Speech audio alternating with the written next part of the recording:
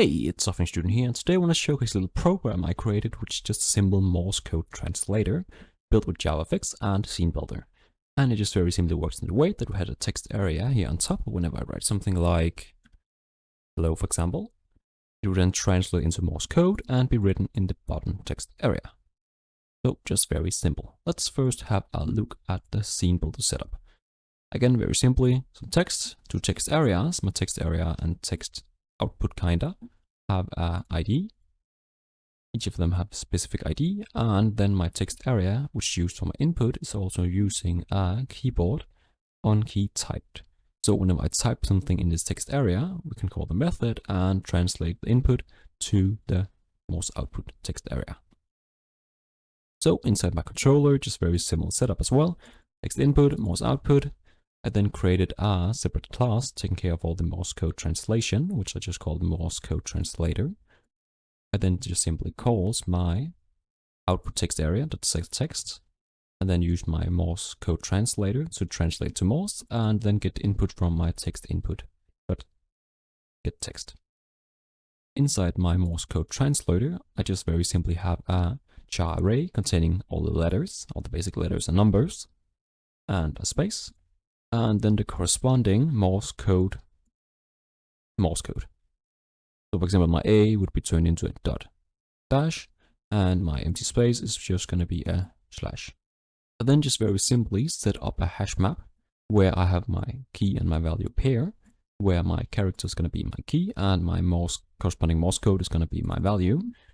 So whenever I create this class inside my constructor, I would call the setup map method, which just very simply goes through each of the characters, each of the jars, and then put them into the map corresponding to the corresponding Morse code. So now whenever I just try to translate, I can just very simply have my input text transformed into a characters array using string.toCharArray.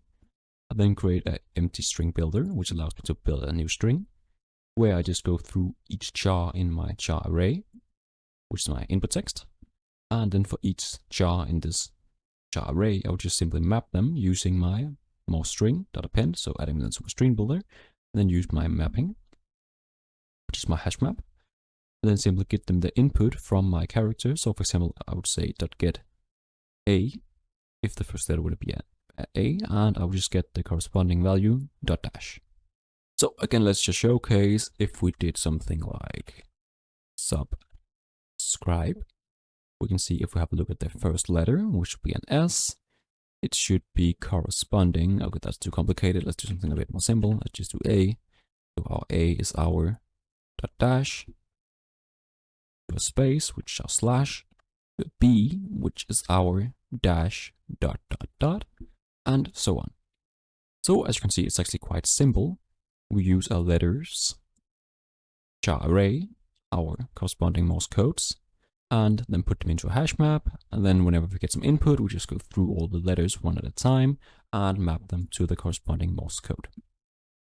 So that is my quite simple and quick setup of a Morse code translator. If you enjoyed this quick showcase, please leave a like and subscribe, and I wish you all a wonderful